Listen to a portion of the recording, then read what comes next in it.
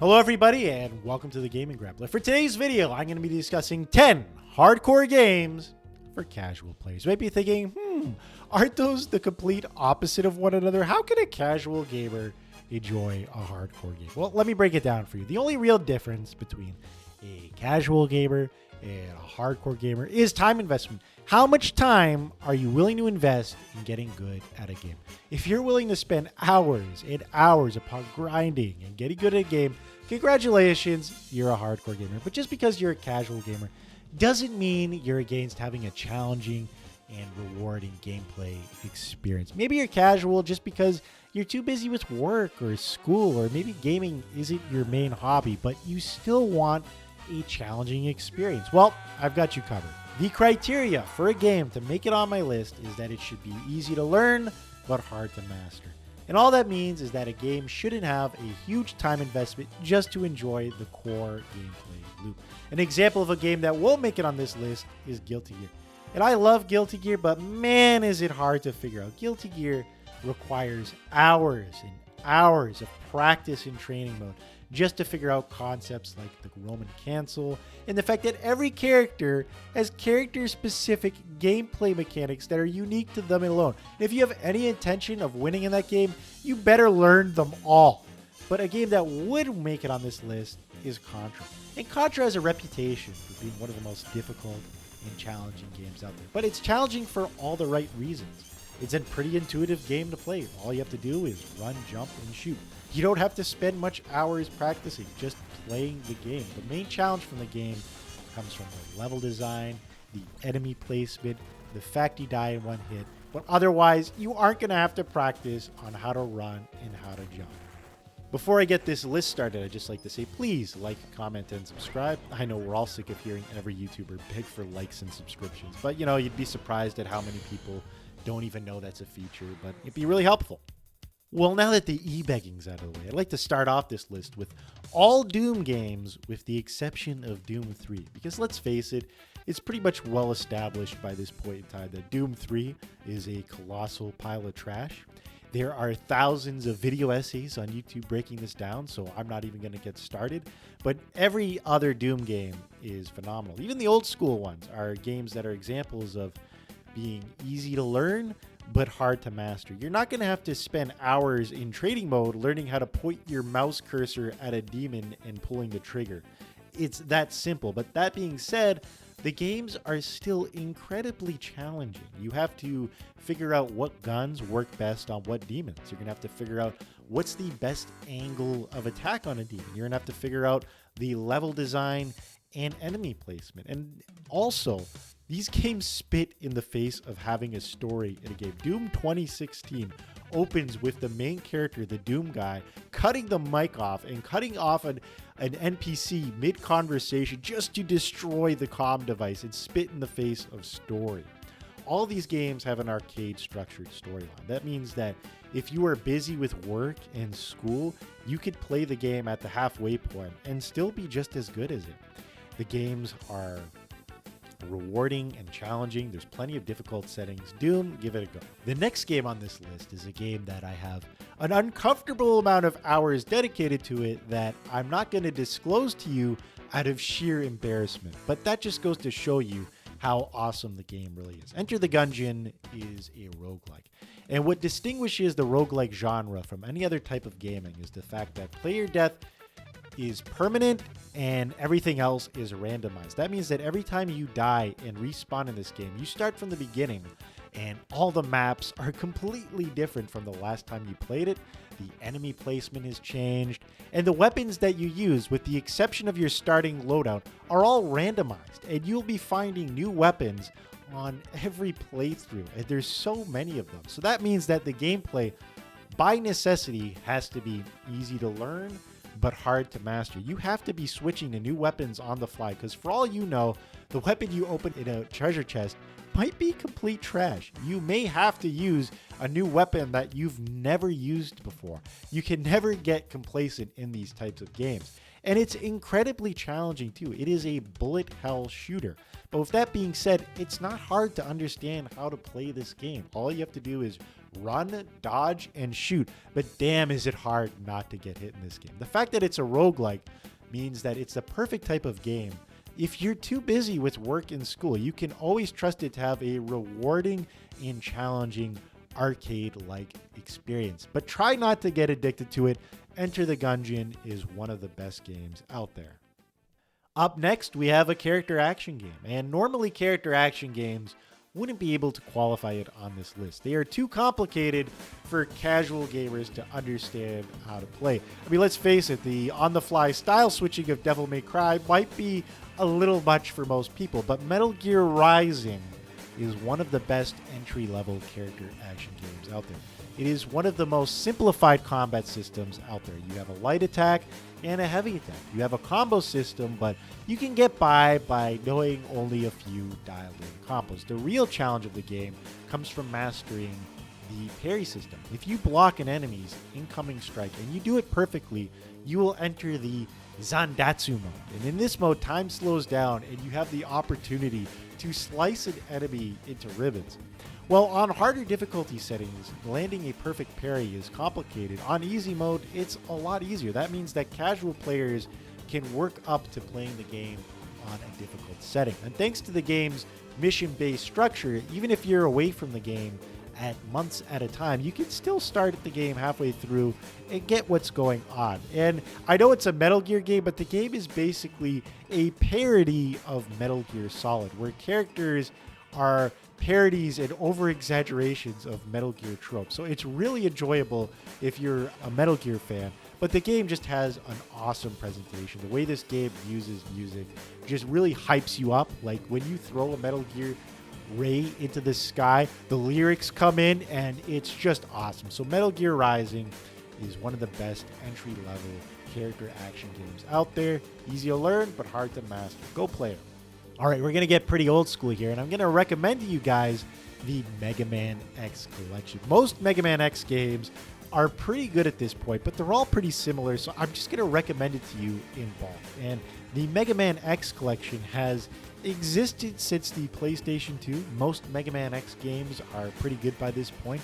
Some of them may be lacking, like Mega Man X6 or Mega Man X7. But again, if you play the first 5, you're going to be rewarded with one of the most challenging and rewarding gameplay experiences.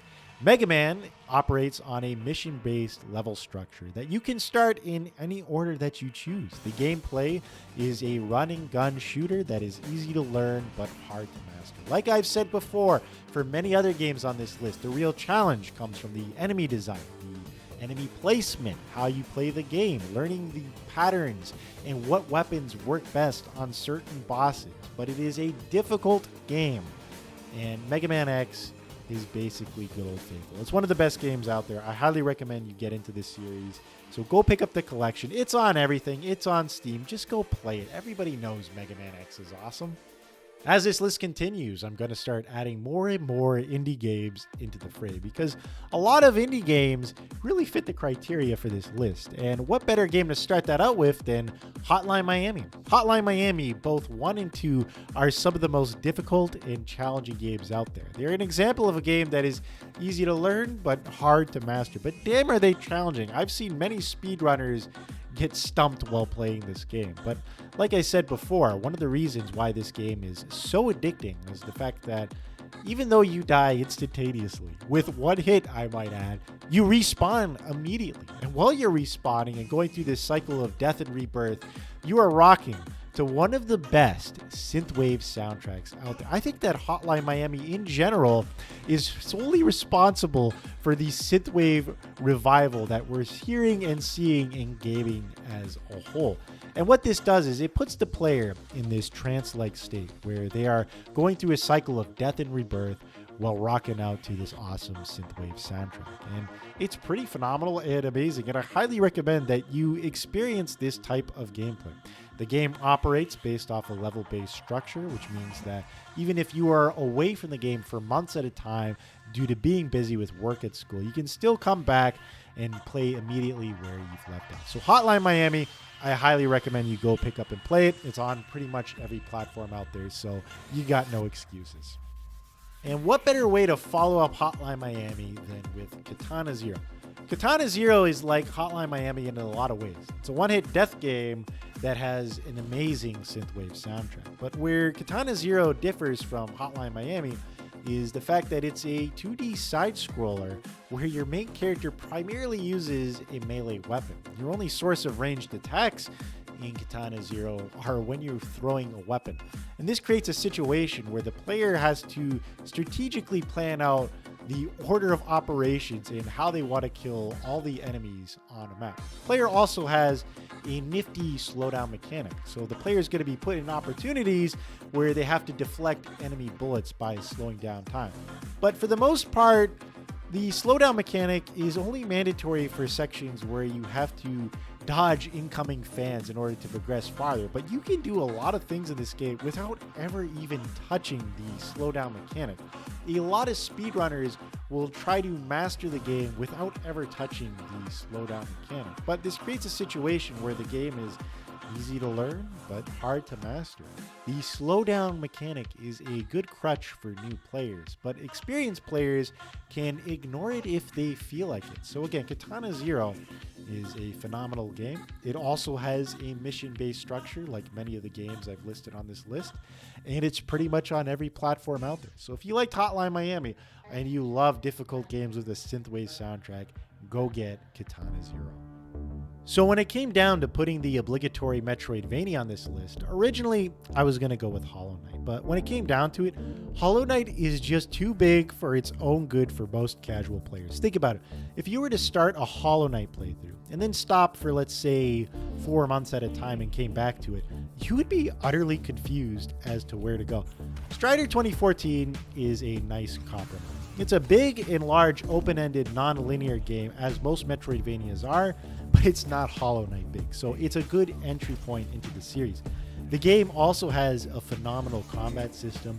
Strider is a ninja in the future, and he has as many movement options as you would expect a ninja type of character to have. You can cling to walls, he can deflect incoming enemy projectiles, and the result is that when you explore this world, when you unlock these cool ninja-like abilities, it just makes the game a joy to play. It is a perfect entry point for new players for the Metroidvania type of series. So Strider 2014, highly underrated. I recommend you give this game a go. Hollow Knight would be recommended, but again, it's just too big for most casual players. If you thought that JRPGs would be off limits for this list, you'd be wrong. Now, a lot of JRPGs are over 80 hours long. And in that 80-hour long runtime, the storyline is usually overly complicated and overly convoluted. But that's not the case for Dragon Quest. Dragon Quest has always been known as being one of the best gateway drugs to enjoying JRPGs. The storylines for those games are, for the most part, hero's journeys type of affairs. It's the kind of thing that no matter what culture you come from, you can enjoy Dragon's Quest. And even if you were to step away from playing the game for an entire year, if you got back to playing it, you could kind of get the gist as to what was going on the last time you played it. And as for the gameplay, like most JRPGs, there is an elemental combat system where you have to use rock, paper, scissors to figure out which element works best on which enemy. And that's not all Dragon Quest has. Dragon Quest also has a monster catching system. That's right, if you play Dragon's Quest V, you're also getting a Pokemon game. So yeah, Dragon's Quest is one of the best JRPGs out there, and I highly recommend you get into it. Woo! We're getting into the final stretch. We only got 2 games left on the list, and for my second last game, I decided to go with an indie game called Project Warlock. And Project Warlock is one of the best throwback boomer shooters I have ever played. And a boomer shooter, if you've never heard of it, is a game that is meant to emulate the old school first-person shooters that used to come out in bulk in the 90s. And this game wears its Doom influence on its sleeve. It even has a BFG. It's not called a BFG, but it is. We know it is. And the gameplay is pretty similar, but a lot more refined thanks to modern innovations. You have over 10 weapons to choose from, and weapon and spell upgrade paths. You can cast spells like ice spells to freeze enemies in place. That spell is pretty overpowered early on in the game.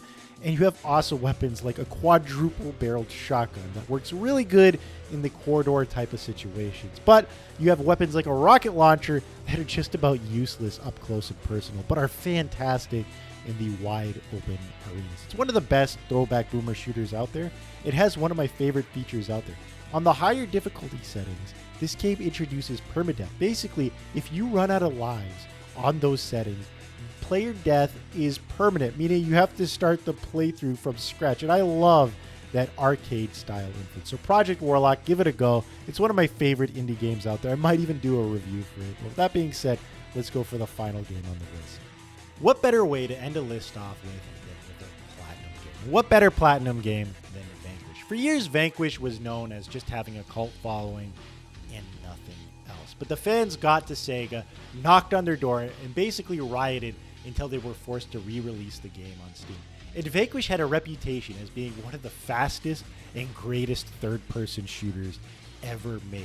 And when you pair shooter up, one of the greatest with a keyboard and a mouse, it just elevated the gameplay even higher. What makes Vanquish so awesome is that you can rocket across the map in seconds. I mean, just look at this shit. It's beyond explanation. You can jet halfway across the map, throw a grenade in midair, slow down time, shoot the grenade, watch it explode, run up to it, Falcon punch it into oblivion. This game is fucking awesome, and it's highly accessible to a casual audience. The game is difficult, it has many settings, and it's great. I cannot recommend it enough. Vanquish, go get it, go play it. It's on Steam, it's always on sale. What better way than to end a list? Now, just a quick disclaimer here. None of these games are ranked in any particular order. I mean, let's face it, Dragon Quest has nothing in common with Vanquish. The games are too different to be compared to one another. But I just like to ask for your help and support. I'm a new content creator on YouTube. If you like, comment, and subscribe, it will help my channel grow to new heights. And if my channel grows, the more content you get, and I can get into new venues like live streaming and even creating maybe live action content. Who would like to see me German suplex somebody? But I might even do it. So with that being said, thank you. Please subscribe to The Gaming Grappler, and I'll try to bring you as much content as I could possibly do.